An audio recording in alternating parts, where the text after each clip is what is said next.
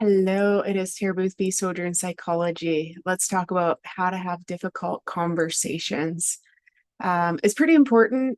A lot of us are talking about, thinking about, and noticing how do we come alongside people who are having suicidal thoughts in particular. But there's many difficult conversations that we have, and there's many roles that we adopt as human beings that lend us to difficult conversations. Marriage, parenting, being a psychologist, being a member of the clergy, being a teacher, being a friend, just even sometimes being the checkout worker at the grocery store.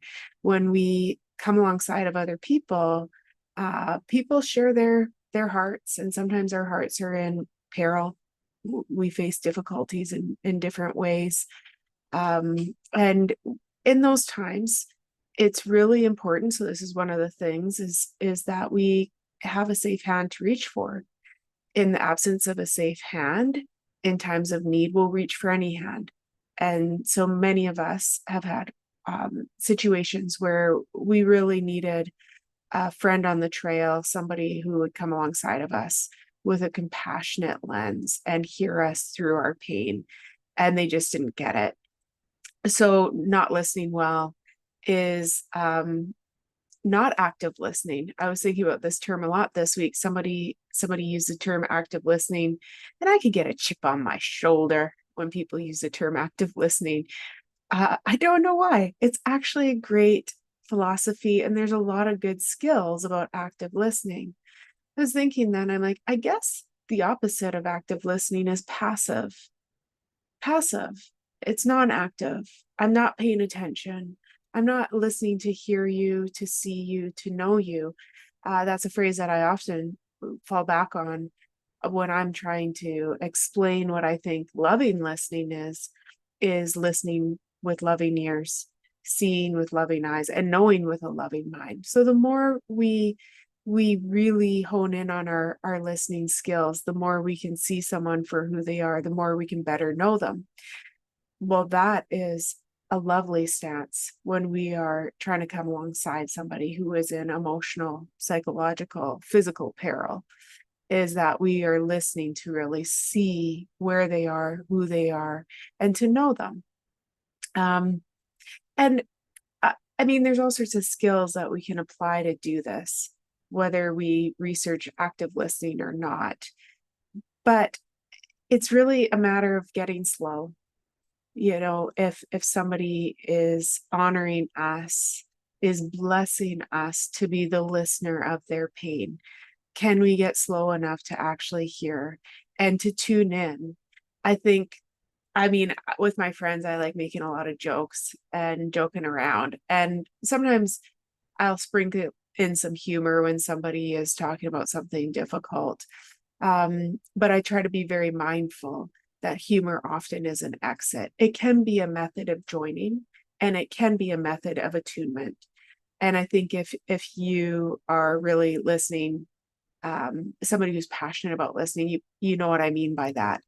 But if we are making jokes, or if we're chumming around with our friends in those times when they're leaning on us for care and compassion, make sure humor isn't a way that we exit out, that we come back in. People are flattered when we ask questions about them often, when we are caring, when we are seeking to understand even more what they are talking about their hardship. So curiosity, I often will say, is a superpower. It really is. Being curious about other people, knowing that we don't always know everything, trying to get more of the story, trying to understand how their hurt has manifested for them. And if they're really talking about hard things, people who worry about their own mental health, wonder if they have a diagnosis, people who are worried about suicidal thoughts, people who are worried about um, the physical well-being of somebody that they love, we can be frightened to explore these things further, especially with talk of suicide. Somewhere along the lines, people decided that we shouldn't talk about suicide because it will make it more of a problem. However, talking about things with safe people, within a loving embrace of word and thought is a place where we can help others to lose the potency of the fear of suicide or whatever other painful thoughts one might have about themselves.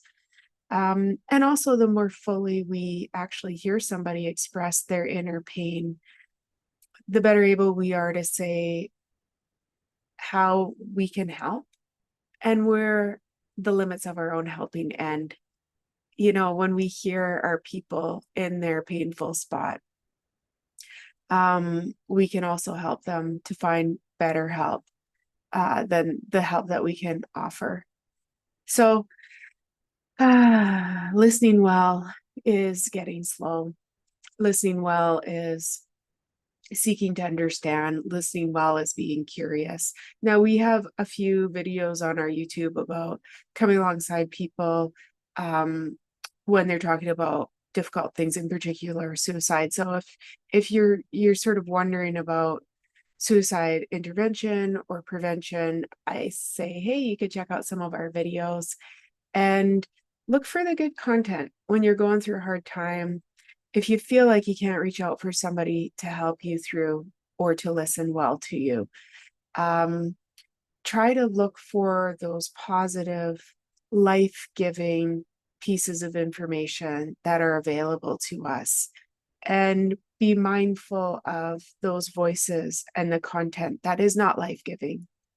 You know, good listening is about spurring one another on for truer and better life, more fullness of our identity, our true identity, our pure of heart nature.